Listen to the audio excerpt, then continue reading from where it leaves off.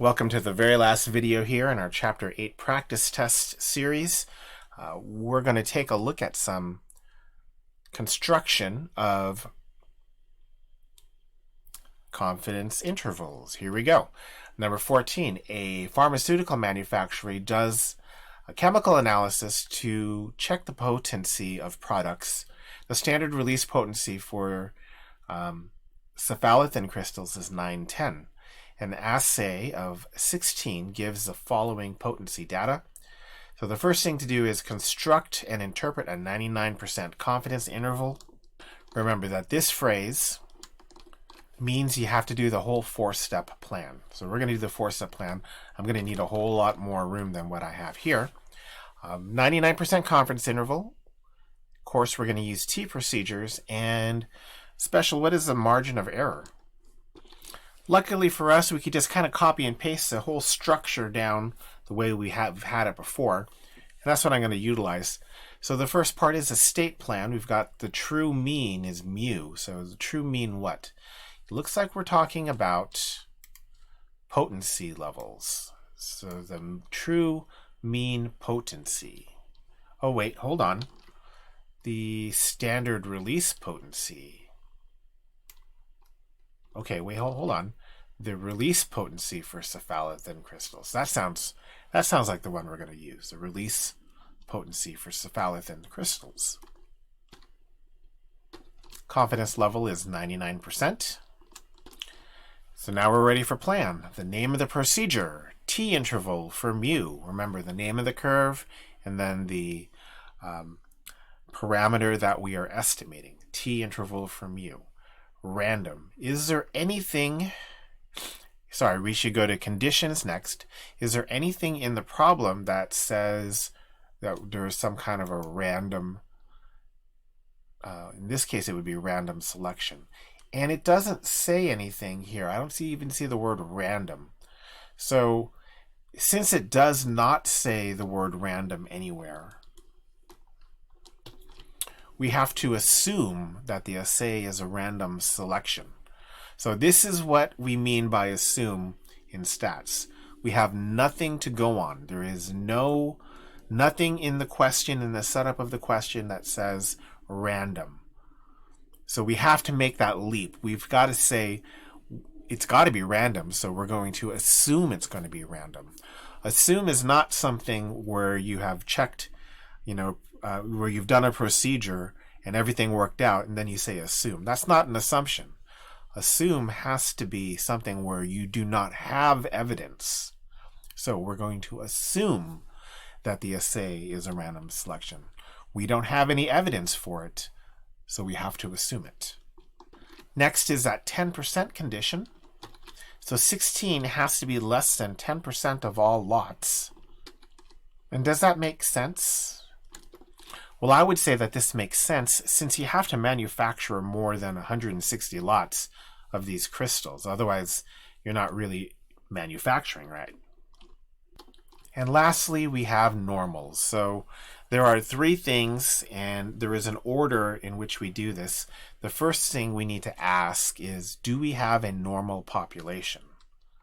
And there is nothing here that says that all of the release potencies follow a normal distribution. So that's not going to work. The next thing is a central limit theorem. Do we have a sample size sufficiently large enough to make the sampling distribution approximately normal? And we only have 16 in our sample. So we can't use the central limit theorem. Well, now the only thing we can do is check the graph and see if we have we have to see that the sample doesn't deviate from normality. So grab your calculator, start inputting all of those values, head on over to the stat plot, and let's make a normal probability plot. Remember, that's the last option here. Data list L1, data axis X, Everything looks good. So the next thing we're going to do is zoom stat, zoom 9. And yeah, that looks pretty good. Pretty good means that there are no curves. There's no pronounced curve or no obvious curve in the normal probability plot. Copy that normal probability plot onto your paper and then write down that the normal probability plot does not contain an obvious curve, so the t procedures are safe. Next, we're on the do section. So the general formula is point estimate plus margin of error. The specific formula for a t interval for an x bar for a mean is x bar plus or minus t star s over root n. In order to substitute those numbers, we're going to need a couple of things. First of all, we'll go to our calculator and we will calculate one variable statistics.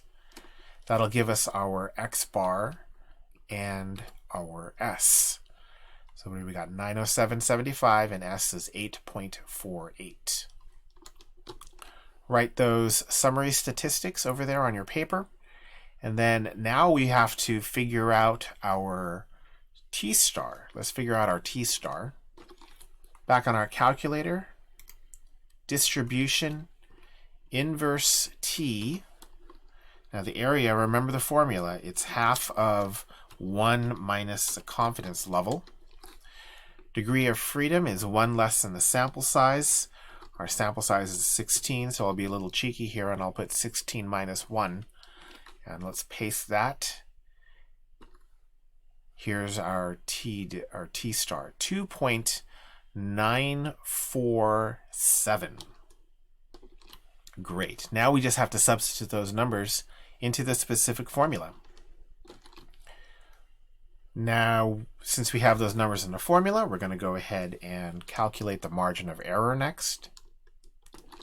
There we go. We've got the answer, or at least with the margin of error multiplied out.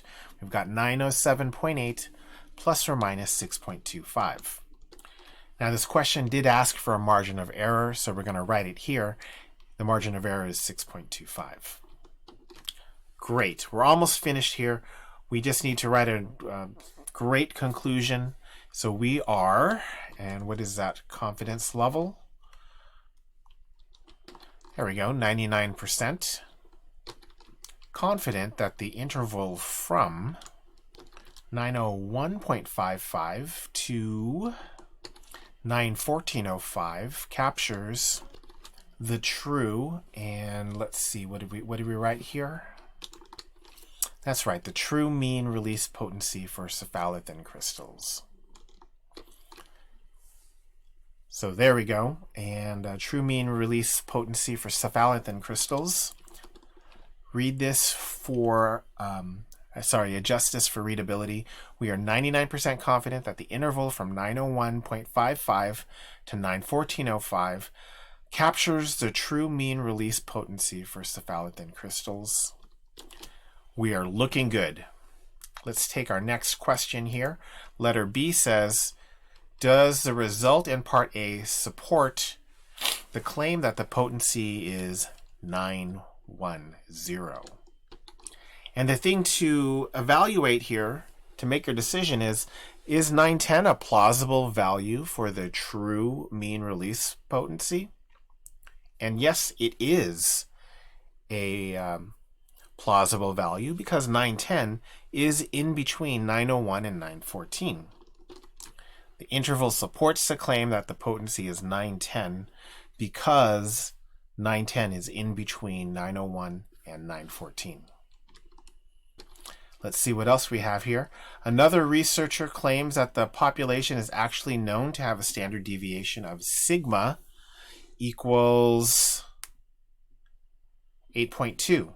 So now we're supposed to calculate using a z interval. So not much is going to change here. All of the summary statistics is going to be the same. So what's going to change is we're going to use a z star instead of a t star. So let's figure out the z star for a 99% confidence interval. Oh wait, that's memorized. We know what that is. That is 2.576.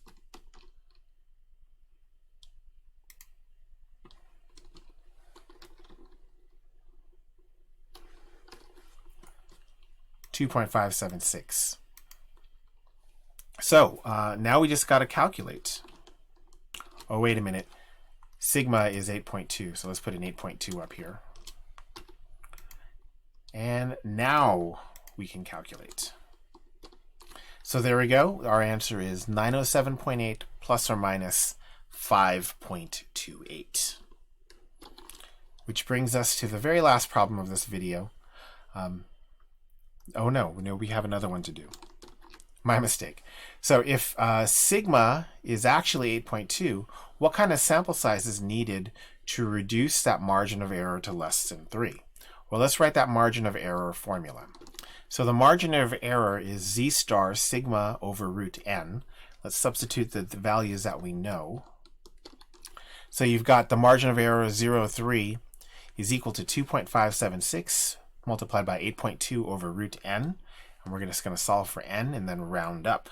So grab your calculator, head on over to the solver. Then we're going to go ahead and substitute or put the equations here. E1 is the left side of the equal sign. E2 is the right side of the equal sign. Take a guess for n, and I'm going to put 1,000. And I'm going to push alpha, enter, and that should give me the value 495,000. Wow, 766. So you'd have to have a sample size of 495,767. Okay, let's take a look at the last question here. The price of gas at an SRS of 10 gas stations were recorded during a 1-week period. Prices are in cents per gallon. Check the conditions and construct a 92% confidence interval for the average increase in price. Based on your interval, can you refute the claim that the average gas price increase was 22 cents per gallon? So I've got a lot of lists here. I've got gas station numbers. I've got the price on April 15 and the price on April 22nd. And I'm not really interested in anything other than the increase in price. So I'm going to create a new list that's going to give me the increase in price. Probably should put this on the TI-84 since it'll do all of that mathematics for me really easily. So we're going to start with an empty list, and we'll put the April 15 prices in L1. Now that I have those April 15 prices in L1, we're going to put the April 22 prices in L2. Now that I have the April 22 prices in L2, I can figure out the increase by doing L2 minus L1. That's the price on April 22 minus the price on April 15. So make sure that you have L3 highlighted over here, and then you're going to make this equal to L2 minus L1. L2 minus L1. Make sure it says L3 equals, otherwise you're going to get an error. Okay? Number one error. Okay, so here are all of the increases in gas prices. And yes, look at this. Most of them did increase. All of them increased. This one in particular, wow, 31-cent increase in 1 week. Jeez. We'll come back to the L3 once we finish the rest of this. So let's get back to our problem and let's set up our 4-step plan. Okay, I think I got everything set up here. State, what is mu? Mu is the true mean, and I think we're saying increase in gas prices. Confidence level. Did it give me a confidence level? Ooh, 92%. That's a weird one. Whatever, 92%. Plan. The name of the procedure is still a t-interval for mu because we're trying to find the true average mean increase. And next is conditions. Random condition. Do we see anything in here that says random? Random. Oh, it says SRS. And SRS is a simple random sample. So over here, we'll write down an SRS. Great. Now, the next one is 10% condition. 10, or sample size 10, needs to be less than 10% of all gas stations. And this is reasonable since there are more than, let's see, 10 times 10 is 100, 100 gas stations.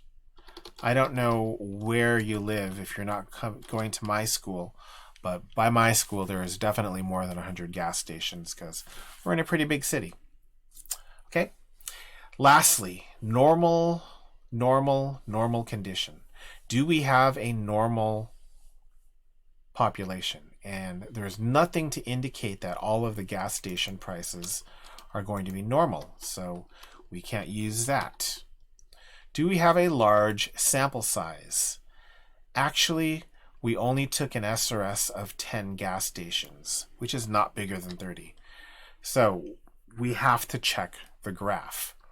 Luckily for us, we have the graph already, or we're really close to getting the graph. This time I want to graph L3 because these other two lists were just a way for me to get the increases. So, stat plot. We have the normal probability plot, but the data is now in list 3. Zoom 9. And yeah, I don't see a distinct curve, so we're good. Copy down the graph. And the normal probability plot does not show a clear curve, so T procedures are safe to use. Next, we have the do portion. We've got the general formula, the specific formula, and before we substitute numbers in here, we better figure out what those numbers are, right? Back at the calculator, we will do stat, calculate one variable statistics on list 1. That gives us a value for x bar. Oh, I did the wrong list, didn't I? We need to do the one variable statistics on L3. I'm glad we're paying attention here. List 3. There we go. 14.9 and a standard deviation of 9.22. Let's get our T star. Distribution. Inverse T. This time we want a 92% confidence interval. And our sample size is 10. So our degree of freedom is 10 minus 1. I'll paste that. And we get a T star of 1.973. We have all of our values, so we're ready to substitute into the specific formula. And then we just have to compute that margin of error. And there we have it. The confidence interval is 14.9 plus or minus 5.75. Let's write our conclusion. We are 92% confident that the interval from 9.15 to 20.65 cents captures a true mean increase in gas prices. Now I remember there was another part to this, and it was, based on this claim, can we refute the claim that the average gas increase was 22 cents? Well, is 22 inside this confidence interval? No, it's not. 22 cents is not in the confidence interval and is therefore not a plausible value for the true mean increase in gas prices. This interval refutes the claim. So that is the end of this. We did some really good statistics work here. If you stick to the plan, if you stick to the 4-step plan, if you write everything down the way I told you to write them down, if you don't skimp out on any of the details, you're gonna do great. So good luck on your test, and we'll see you at the next one.